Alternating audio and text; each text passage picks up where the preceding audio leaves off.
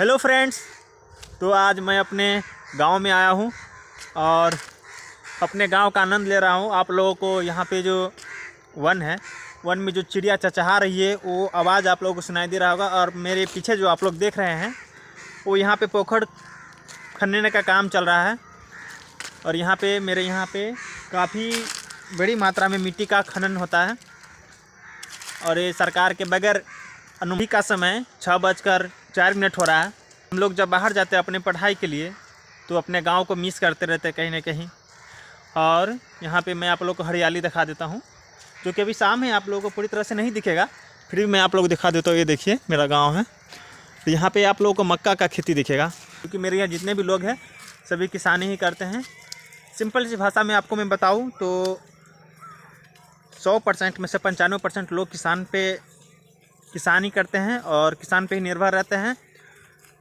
और कुछ लोग हैं जो बाहर निरंतर काम करते हैं, बाहर अपना कार्य करके जीवकोपार्जन करते हैं। और मैं दिखा देता हूँ आप लोगों को मैं किस होकर जा रहा हूँ। इस होकर देखिए, जाने का रास्ता भी नहीं है। हम लोग इसको आरी बोलते हैं, मेड है। यहाँ पे खेती है, देखिए सालजम का मस्त सालजम है। इसी में मक्का भी लगा दिया गया है, जिस वजह से इस सालजम का खेती का जो हार्वेस्ट करेंगे उसके बाद इसमें मक्का रह जाएगा। और इसको जोत कोर के, यानी कि हम लोग उसको कमोटी बोलते हैं, उसको आप लोग कोरना कह सकते हैं, उसको करके उसके बाद यह मक्का का हार्वेस्ट करेंगे। मक्का को फसल बनाएंगे, उसको 2 लैंगिक या मतलब एक बार में आप 2 फसल उगा सकते हैं। हमारे यहाँ एक बार में 3-3, 4-4 फसल उगता है। आपको मैं बता दूं, हमारे यहाँ जो गेहूँ है उस गेहूँ में भी दाना भर चुका है। जो दाल है जिसको हम लोग लहरी का दाल कहते हैं, आप लहर नाम से पहचानते होइएगा। मैं दिखा दूं, ये लहर है, रात्रि का समय है, इसमें फूल आ चुका है और दाना भरना बाकी है। और गेहूं को दिखा दूं मैं, इसमें अभी जो गोल्ड है, किसानों के लिए ये गोल्ड ही है। अभी गोल्ड लोडिंग हो चुका है। और हम लोग आपको नदी भी दिखाएंगे अपने यहाँ का। नदी जस्ट बगल में ही है, कुछ ही दूर है। आप लोगों को मैं नदी के पास भी ले जाऊँगा तो आप लोग को नदी दिखाऊंगा। नदी के किनारे आ चुके हैं और बगल में आप लोगों को खेत भी दिख रहा होगा। हम लोग के यहाँ नदी गांव से कुछ ही दूर पे है, आधा किलोमीटर कह सकते हैं, आधा किलोमीटर से भी कम है। और यहाँ पे जो बरसात में मेढक टटर करता रहता है वो मेढक आप लोगों को दिखेगा। यहाँ पे मैं नज़दीक से आपको दिखाने का कोशिश करता हूँ।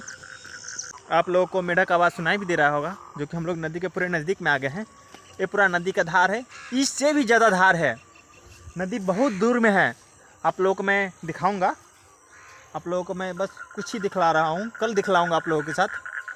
और ये देखिए नदी है, इस नदी में हमेशा पानी चलती है। ठंडी के मौसम में पानी सूख जाता है, क्योंकि नदी से ही हमारा गेहूं का जो पटनी का कार्य होता है वो पटनी का कार्य पूर्ण किया जाता है। और नदी में अभी पानी आया हुआ था, आप लोग देख पा रहे होंगे, यहाँ पे काय लगा हुआ है, इसका मतलब पानी आया था।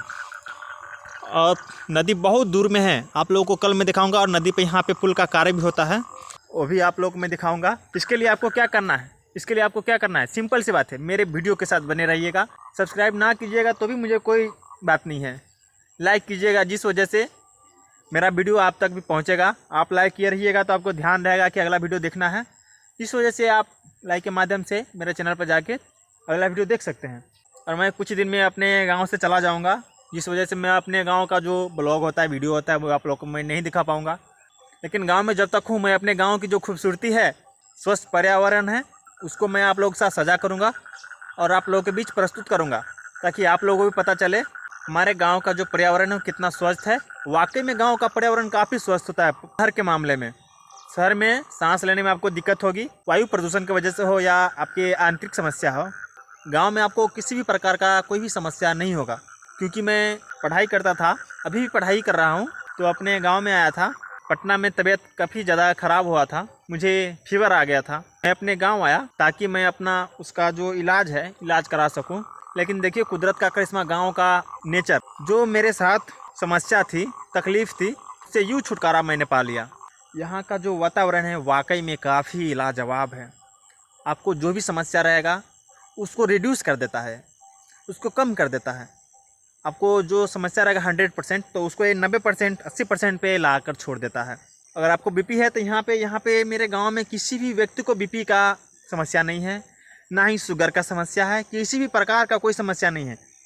शायद ये भी हो सकता है कि मेरे यहाँ 95% लोग कृषि पे निर्भर है, लेकिन ये भी है कि मेरे यहाँ जो कुछ लोग हैं वो यहाँ पे पढ़ाते हैं तो कृषि तो नहीं करते, फिर भी उनको किसी प्रकार का बीमारी नहीं है। मैं आपको बता दूँ, आप भी कहीं गांव से बिलोंग करते हैं, किसी गांव से आपको किसी प्रकार का समस्या होगा, छोटा बड़ा, तो आप गांव में आइएगा और गांव के वातावरण से आपका समस्या 20-30% यूँ ही ठीक हो जाएगा।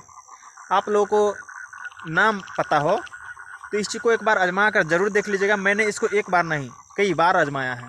मैं जब 15 से 16 साल का था उस वक्त भी आजमाया हूँ, और इस वक्त मैं 22 से 23 वर्ष का हूँ, कहा जाए तो 23 वर्ष का हूँ, और मैं यहाँ पे अपने आप को स्वस्थ महसूस करता हूँ, और कहीं ना कहीं मुझे गांव की याद भी ज़रूर आती है।